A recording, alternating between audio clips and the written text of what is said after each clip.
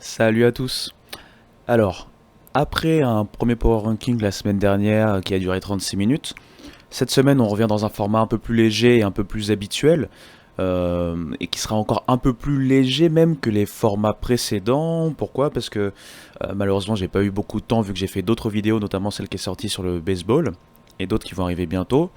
Et du coup, voilà, comme je suis tout seul à faire ça, je pouvais pas aller trop loin. N'hésitez pas à aller voir également sur le site, comme d'habitude, l'article associé à ce podcast. Vous pouvez avoir les classements. Bon, les classements, je les prends sur ESPN, hein, donc si vous n'allez pas sur ESPN, ils sont également disponibles sur l'article que je mets en lien, en association. Vous avez également les people, les affiches de la semaine qui arrivent et qui sont très intéressantes.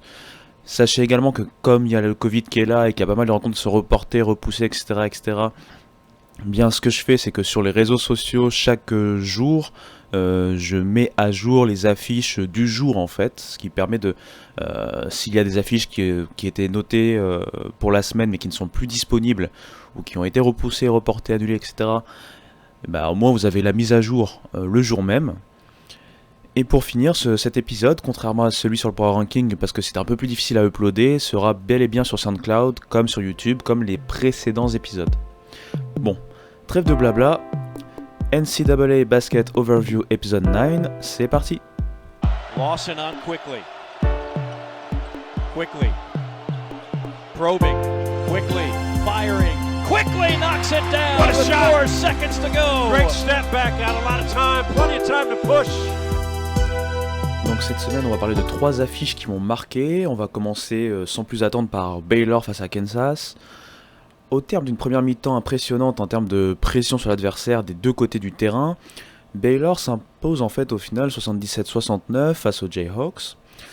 Ces Jayhawks qui eux continuent, et on va le voir plus tard, de vivre un moment compliqué en termes de résultats. Bien sûr, un homme se détache, il s'agit bien évidemment de Jared Butler. Le combo guard junior termine avec 30 points à 10 sur 14 au tir, dont 7 sur 9 à 3 points. A cela, il ajoute 8 passes décisives et enlève de la pression sur les épaules de ses coéquipiers. Kansas, de son côté, n'a pas été catastrophique, loin de là. Ils ont bien défendu, notamment en deuxième mi-temps. Ils ont provoqué d'ailleurs pas mal de turnovers, de pertes de balles, tout en ayant pu compter sur un Christian Brown de feu à longue distance. Il termine à 17 points à 5 sur 6 à 3 points. Ils ont été plutôt efficaces au tir d'ailleurs de manière globale, 48% au tir, 53% à 3 points, avec également une belle aide de Lightfoot en sortie de banc. Agbaji et Garrett ont également été intéressants. McCormack par contre a été assez limité, notamment dû aux fautes. Avec leur défaite un peu plus tard dans la semaine à Oklahoma, Kansas se retrouve en 4 victoires, 4 défaites en Big 12 et voit leur place dans le top 25 de les People de plus en plus remise en question, quelque part. Pour Baylor, tout roule avec une victoire à Oklahoma State pour conclure une nouvelle semaine parfaite. Ça en est fini déjà pour la première affiche, vous voyez, je vais un peu plus vite que d'habitude. Deuxième affiche, cette fois on part en Big East, en Pennsylvanie pour être plus précis, avec le match de reprise de Villanova contre Seton Hall. Il faut comprendre qu'à cause du Covid, les joueurs et le staff ont été isolés et en pause du coup pour 27 jours. La reprise a été dure, face en plus à une des équipes outsiders en Big East. Au final, il y a la victoire au bout, victoire des Wildcats, 76-74 face aux Pirates, grâce notamment au lancer de Cole Swider à moins de 2 secondes de la fin. Alors, je vais sûrement écorcher son nom parce que j'ai un peu du mal avec les noms comme ça, mais Mamukelashvili aurait peut-être pu être le héros pour Seton Hall, mais il n'a pas pu contrôler la dernière balle récupérée suite au dernier lancer de Swider. Malgré tout, ce dernier, donc Mamukelashvili, ce dernier a tout de même fait un gros match avec 23 points, 5 passes, 9 rebonds, mais par contre 7 balles perdues. Jared Roden l'assiste bien avec 19 points, tandis que de l'autre côté, Colin Gillespie a porté en compagnie de Jermaine Samuel, en sortie de banc lui, les troupes de Jay Wright. Les Wildcats ont passé une bonne semaine avec ensuite la victoire face à Providence, dans un bel effort collectif. Ils vont reprendre le rythme petit à petit de la compétition, je pense par exemple à Robinson Earl qui a eu un peu plus de mal, notamment au tir. Forcément il faut remettre la machine en route et il était très efficace avant cette grosse pause. Donc je pense que voilà, ça va leur permettre ces deux victoires de repartir plus sereinement sur la reprise en fait du calendrier et des matchs de conférence. La troisième affiche sur laquelle je mets un focus, Indiana contre Iowa. Au départ, vous vous dites bon, Pourquoi ? Parce que Indiana, c'est une bonne équipe de Big Ten, mais elle ne fait pas partie des équipes référencées. Et Iowa, c'est la 4e équipe en ce moment à l'AP Poll de la nation, en fait. Mais il faut savoir que les Hoosiers ne lâchent jamais et ils ont réalisé un bel upset avec une grosse deuxième mi-temps face au coéquipier de Lucas Garza. Iowa était pourtant sur 5 victoires d'affilée, justifiant leur rang de numéro 4 du pays. Leur coach a parlé de relâchement et on peut le croire quand on voit la bonne première mi-temps des Hawkeyes. Mais la défense d'Indiana y est également pour quelque chose.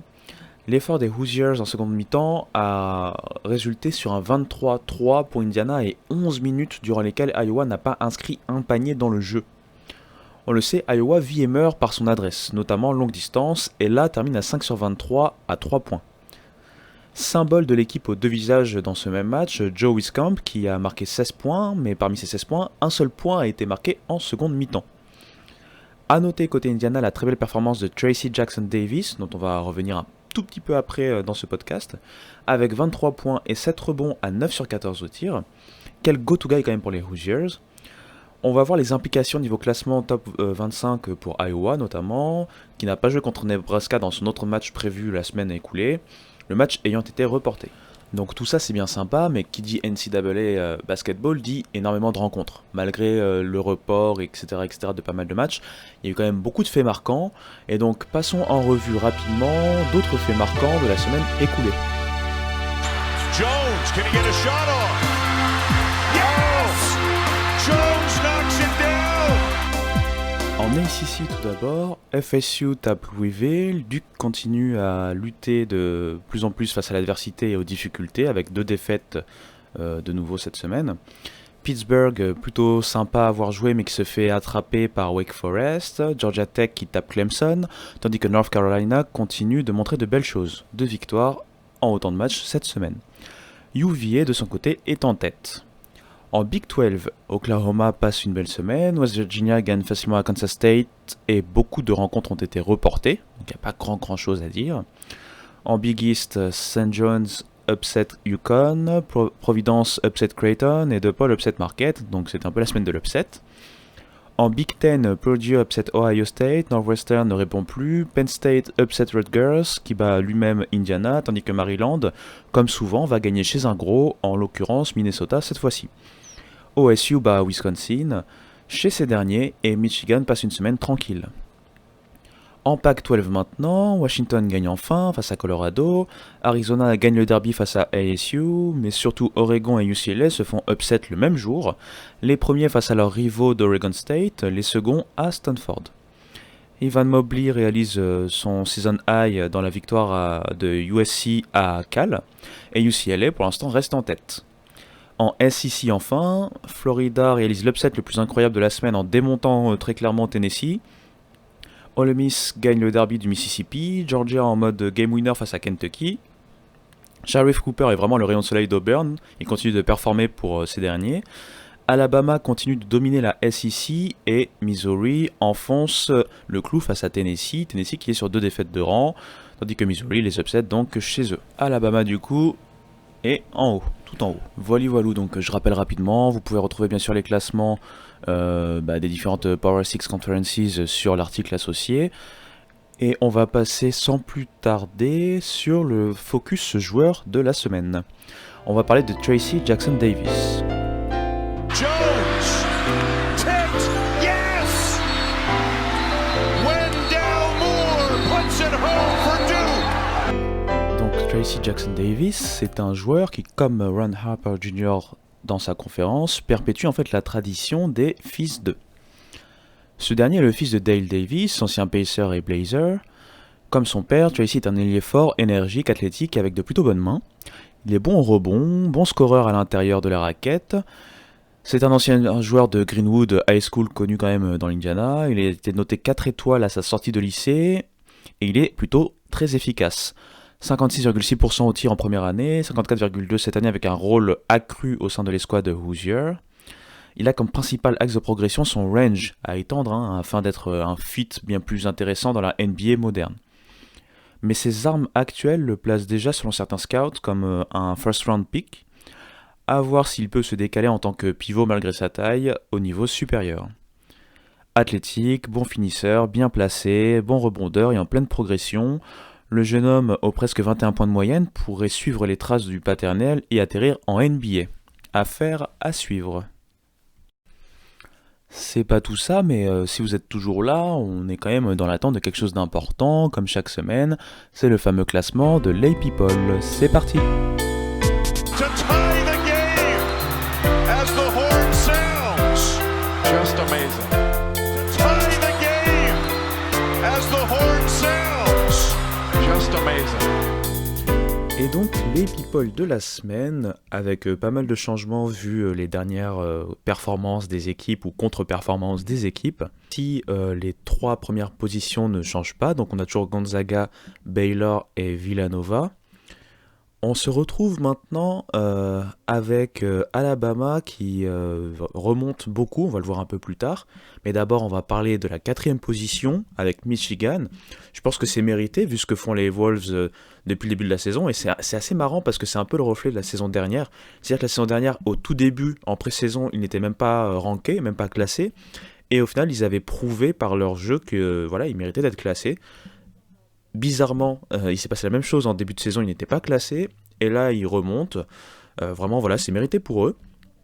En 5e position, on a Texas, ensuite Houston, puis Iowa, Virginia, et donc Alabama, qui est en 9e position, et franchement c'est mérité vu ce qu'ils font en ce moment en SEC, j'espère que je leur porte pas l'œil au passage.